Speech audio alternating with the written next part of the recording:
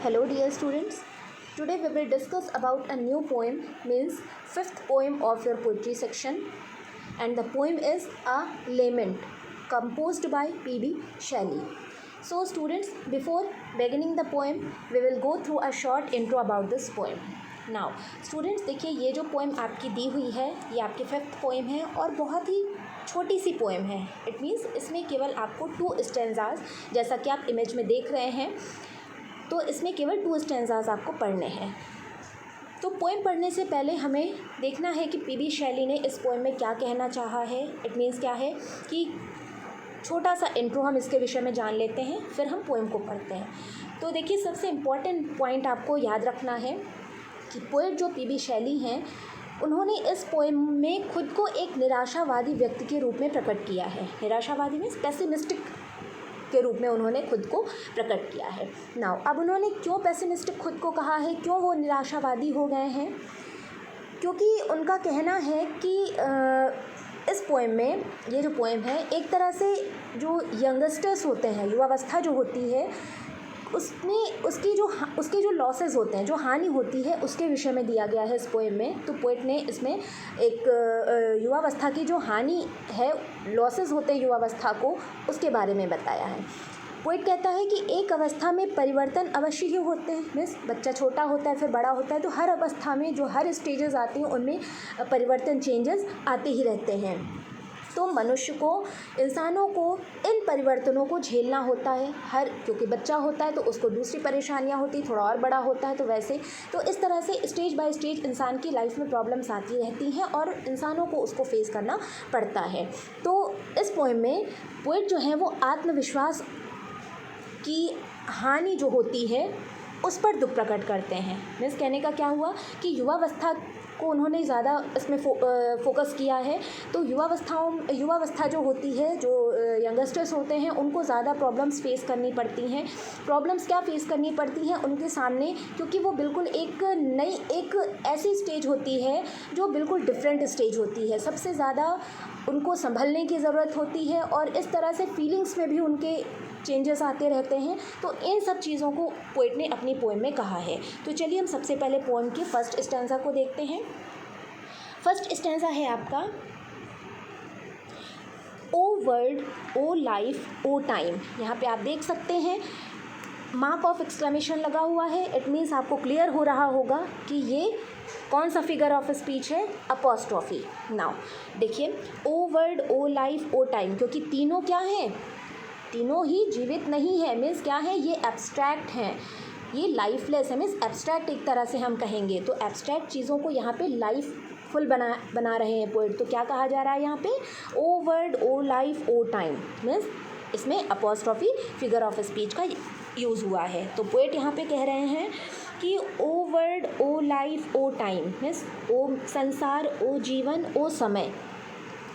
आगे देखिए, on whose last steps I climb, trembling at that where I had stood before. When will return the glory of your prime? No more, oh no more. देखिए, सबसे पहले difficult words को clear करते हैं हम यहाँ पे.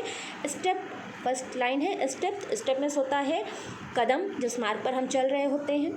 उसके बाद हमारा होता है लास्ट स्टेप का मतलब क्या होता है, जीवन का जो अंतिम चरण होता है, वो कौन सी होती है, मृत्यु का समय जो होता है, जीवन का अंतिम पड़ाव. ना उसके बाद है हमारा ट्रेम्बलिंग में क्या होता है, शेकिंग वन सेल्फ. मीन्स एक तरह से डगमगाने की जो स्थिति होती है, डरने की जो स्थिति होती है, कांपने की स्थिति जो होती है. ना उसके बाद क्या है हमारा ग्लोरी मीन्स क्या होता है, सम्मान, प्रशंसा. ना उसके बाद है हमारा प्राइम को यहाँ पे कहा गया है युवावस्था का जो समय होता है. ना अब हम आगे देखते हैं इसमें क्या कहा गया है, ओ वर्ल्ड, ओ लाइफ, ओ टाइम. मीन्स कवि पोएट जो है वो संसार को और लाइफ को, जीवन को और समय को संबोधित करता है. और वो कहता है कि ये शब्द मीन्स एक तरह से ये जो शब्द हैं उसके हृदय के दर्द को उभारते हैं, एक तरह से उसके अंदर जो दर्द है उसको उभारते हैं. तो संसार जो है वो पोएट के लिए आनंद विहीन हो गया है. मीन्स क्योंकि वो पेसिमिस्टिक हो गया है यहाँ पे, तो वो कहता है कि इस संसार में कोई भी आनंद नहीं है.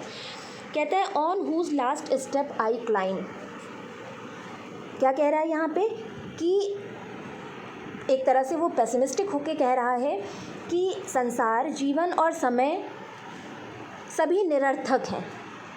ये सब जो है संसार और लाइफ और जो टाइम है ये क्या है, आनंद विहीन हो गए हैं बिल्कुल। वो कहता है on whose last step I climb. Last step means क्योंकि वो बूढ़ा हो चुका है, मीन्स अपने लास्ट जीवन के लास्ट स्टेप पर आ चुका है। और यहाँ पे कहता है जब मैं युवा था, मीन्स जब मैं क्या था, trembling at that where I had stood before. इसके पहले जो जिस स्टेप पे मैं था, मीन्स युवावस्था के बाद ही प्रौढ़ावस्था आती है। तो पोएट कह रहा है यहाँ पे कि इसके पहले मैं जिस अवस्था में था तब यह आनंदपूर्ण था। मीन्स वो जो स्टेज थी हमारी यंग एज जो थी वो बहुत ही आनंद से भरी हुई थी। When will return the glory of your prime. अब मेरा जीवन जो है वो निरर्थक हो गया है। मीन्स मेरे जीवन का वो जो शान थी, वो जो प्रसन्नता थी, वो अब लौट कर नहीं आएगी। व्हेन विल रिटर्न, वो अब लौट कर कभी नहीं आ सकती। नो मोर, ओह नो मोर, नहीं, अब बिल्कुल भी नहीं आ सकती। तो पोएट क्या कह रहा है, इसलिए मैं जीवन के, क्योंकि अब मैं अंतिम पड़ाव पे हूँ, मीन्स प्रौढ़ावस्था, मीन्स वृद्धावस्था में आ चुका हूँ। इसके पहले जो मेरी स्टेज थी वो युवावस्था की थी और वो मेरे लिए बहुत ही ज़्यादा आनंद से भरी हुई थी। इसलिए अब क्योंकि मैं बूढ़ा हो चुका हूँ, मेरी वृद्धावस्था आ चुकी है, तो मेरा वो समय, वो प्रसन्नता, वो खुशी अब मेरी लाइफ में दोबारा नहीं आएगी। इट मीन्स कि पोएट यहाँ पे बिल्कुल ही पेसिमिस्टिक व्यूज़ दे रहा है। तो एक तरह से हम स्पेशल नोट इसमें क्या लिख सकते हैं कि we see the pessimistic views of the poet in these lines. ये आपको स्पेशल नोट में लिख लेना है। नाउ, और O word, O life, O time is a fine example of apostrophe. ठीक, नाउ अब हम सेकेंड स्टैंजा को देखते हैं। Out of the day and night a joy has taken flight, fresh spring and summer and winter hoar move my faint heart with grief but with delight no more, oh no more. Difficult words को देखिए। Out of the day and night a joy has taken flight, a joy has taken flight, इसका मतलब देखिए, जो मेरे जीवन का सुख था वो हमेशा के लिए फ्लाइट में उड़ गया, मीन्स सदैव हमेशा के लिए चला गया है। उसके बाद है फेंट हार्ट। फेंट हार्ट मीन्स क्या हुआ, आनंद रहित हृदय। फेंट मीन्स होता है मुरझाया हुआ हृदय। तो मुरझाया हुआ हृदय कब होता है, जब उसमें कोई भी खुशियाँ नहीं होती हैं।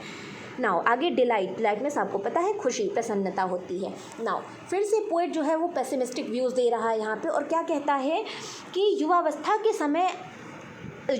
के समय से अब का समय बदल चुका है। Means out of the day and night, उस समय की जो दिन और रातें थी, उस समय का जो समय था वो अब पूरी तरह से बदल चुका है। युवावस्था के समय उसके जो कदम थे वो क्या थे, दृढ़ थे, स्ट्रॉन्ग थे। ठीक, और अब जब वृद्धावस्था आ चुकी है तो वो कमज़ोर हो चुका है, इसलिए वो कहता है कि अब का समय बदल चुका है। अ जॉय हैज़ टेकन फ्लाइट, मेरे जीवन की जो खुशियाँ थी वो हमेशा के लिए चली गई हैं। Fresh spring and summer and winter whole, जो उस समय की मेरी युवावस्था की जो विंटर्स थी, स्प्रिंग थी, समर थी, मीन्स जो भी सीजन्स थे वो क्या थे, खुशियों से, आनंद से भरे हुए थे। मूव माई फेंट हार्ट, और वो अब क्या हो गया है, मेरा जो हृदय है वो आनंद रहित हो गया है। मूव मीन्स बदल गया है, क्योंकि मेरी अवस्था बदल गई है इसलिए मेरा हृदय भी आनंद रहित हो गया है, उसकी अवस्था भी बदल गई है। विद ग्रीफ, और खुशियों से वो किसमें बदल गया है, दुख में बदल गया है। बट विद डिलाइट, अब कोई खुशी नहीं है। मीन्स पूरी लाइन का देखिए, move my faint heart with grief but with delight, मेरा जो हृदय है जो वो युवावस्था में क्या था, डिलाइटफुल था, लेकिन वो अवस्था अब किस में बदल चुकी है, ग्रीफ में बदल चुकी है। इट मीन्स कि युवावस्था जो है वो वृद्धावस्था में बदल चुकी है और मेरा हृदय जो है वो फेंट हो गया है, मुरझा गया है, आनंद रहित हो गया है। नो मोर, ओह नो मोर, फिर से वो क्या कहता है कि अब दोबारा से मेरी वो अवस्था नहीं लौट कर आ सकती। मीन्स अब मुझे जीवन में कभी भी वो अवस्था नहीं मिल सकती। मीन्स पोएट यहाँ पे क्या कहना चाहता है कि दिन और रात के समय में से किसी भी समय कवि को सुख मिल ही नहीं रहा है, वो दिन और रात दोनों समय दुखी है। और क्या कहता है, ये जो सारे विचार हैं ये बहुत ही दुख से भरे हुए हैं। पोएट कहता है प्रकृति में जितने भी आनंद थे, जितनी भी ताजगी थी, जो भी सीजन्स थे, जो भी उनके स्प्रिंग, विंटर, समर, ये जितने भी सीजन्स थे ये सारे मेरे लिए क्या हो गए हैं, बिल्कुल शांत पड़ गए हैं। मीन्स बिल्कुल भी खुशी और बिल्कुल भी आनंद नहीं देते हैं। इट मीन्स आप फिर से यहाँ पे नोट में, स्पेशल नोट में क्या लिख सकते हैं, we see the pessimistic views of the poet in these lines. और लास्ट में क्योंकि O word, O life, O time दिया हुआ है या इसमें सॉरी नहीं दिया हुआ है सेकेंड स्टैंजा में, तो ये ओ word, O life, O time ये केवल फर्स्ट स्टैंजा में दिया हुआ है, तो आप केवल फर्स्ट स्टैंजा में ही अपोस्ट्रॉफी को लिख सकते हैं। O word, O life, O time is a fine example of apostrophe. Second stanza में आप नहीं लिख सकते हैं, आप यहाँ पे केवल स्पेशल नोट में इतना लिख सकते हैं, we see the pessimistic views of the poet in these lines. So students, ये आपकी न्यू पोएम जो है वो कंप्लीट हो गई है। तो डिफ़िकल्ट वर्ड्स आप नोट कर लीजिएगा और stanza wise, line wise, word wise आप इनके एक्सप्लेनेशन को क्लियर कर लीजिएगा। Okay students, thank you.